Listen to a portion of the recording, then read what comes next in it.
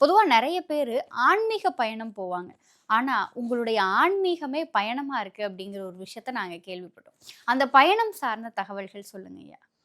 பொதுவாவே இந்த ஆன்மீகம், ஸ்பிரிச்சுவல், கடவுள், சித்தர்கள், ஞானம், தியானம் இது எல்லாமே காற்றிலேருந்து கிடைக்கப்படுறது தான்.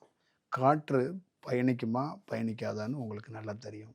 ஒரு காற்று பயணத்துக்குரியது, பறக்கக்கூடியது. அது ஒரு இயல்பாக கடந்து போகக்கூடியது. அதோட தன்மைகள் எனக்கு மேல் நோங்கும்போது, என்னுடைய பயணமாக அது மாறுனுச்சு.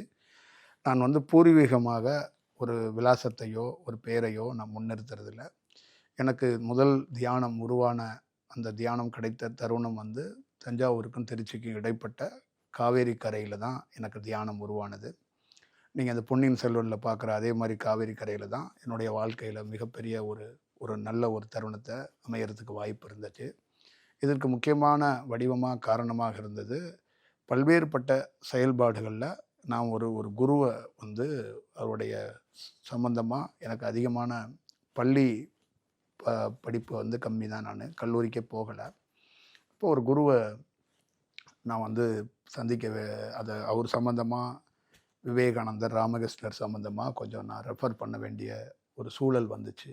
அப்ப எனக்குள்ள உடல்ல ஒரு பருவ மாற்றத்த சந்திக்கிறதுக்கு வாய்ப்பு உருவானுச்சு. அது காவேரி கரையில நடந்துச்சு. அதிலிருந்து என்னுடைய வாழ்க்கையில இந்த தியானம் ஒரு பயணமாக மாறுனுச்சு. இப்ப எனக்குள்ள இருந்த அந்த தியானம் வளர்ந்தது, பயிற்சியானது, முறையான அது வலுப்பெற்றது.